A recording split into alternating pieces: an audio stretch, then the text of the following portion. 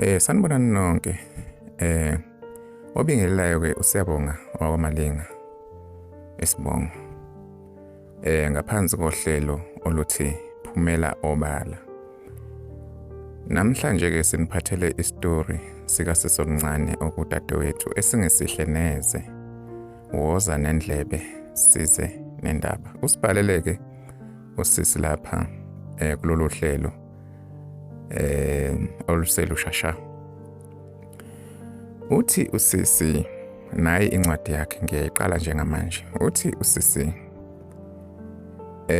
budi ngiyabingelela ohlelweni bengicela ukungazisho igama lami nesibongo sami ngokunjalo ngokuvikela isithunzi sami nokuvikela ukuphepha kwami.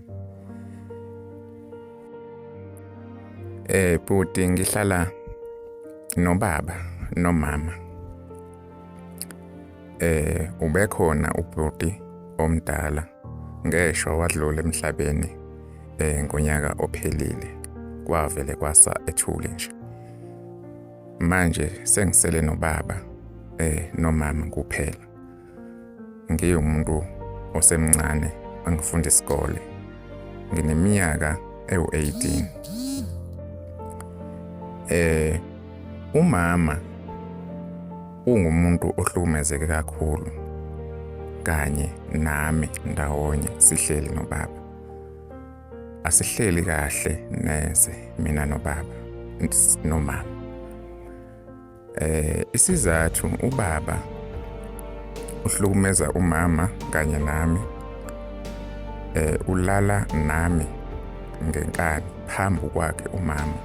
Ethi uyaphawula umama ethi iphendule ethi thula mfazi emthuke ngazo zonke izinhlamba ongazicabanga.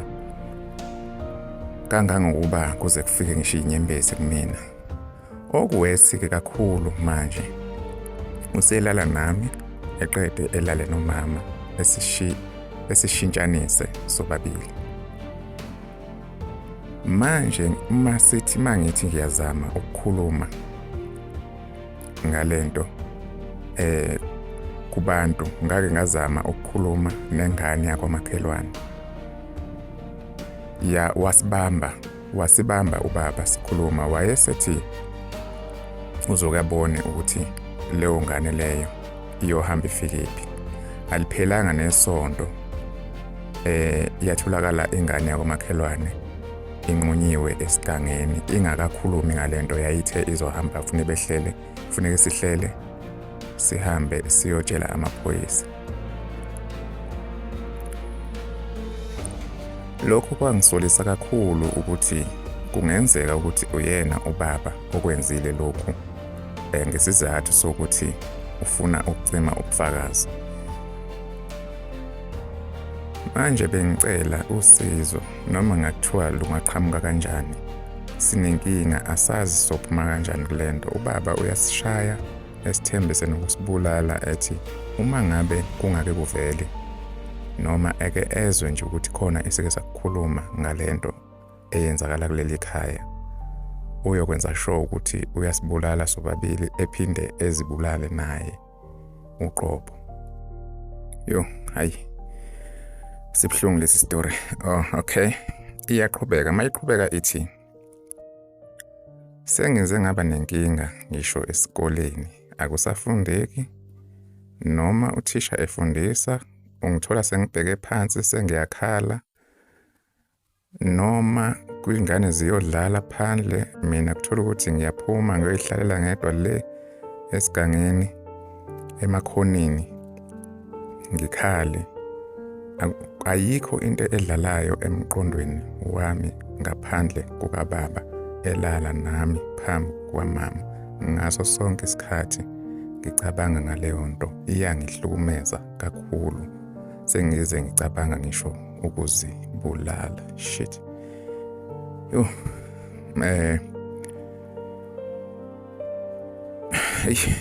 Ayikulukhuni. Bafowethu ungakhona ukuvela esize kulesi simo. Ungakhona ukuvela nje asize kulesi simo sibucayi kakhulu.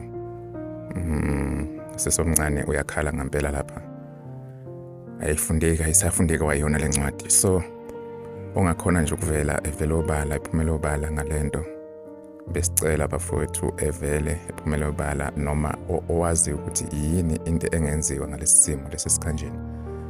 Siyacela bafowethu silekelelane, uhlelo lolu lokhandelwe khona ukuthi sikwazi ukuthi silekelelane ezimeni ezivelayo ezikabi ezifana lezi, bese sicela futhi ukuthi uma kukhona omunye onestory esikabi esicishe sifane naso lezi, noma ngathiwa yini ofuna uphumela obala ngayo, ungasibhalela nawe. Inamba uzoyithola ikhona lapha kwi-bio yethu, khona la kwi-channel yethu. So siyabonga kakhulu, siyabonga. Ongavela nje obala sicela evele sho ukuthi noma ubhale lapha kuma-comment nje usho ukuthi wena ungasiza ngani la, noma yiluphi ulwazi onalo olungakhona ukulekelela lesi simo esikanje. Imibono nje bafethu iyosho lukhulu. Asibonge.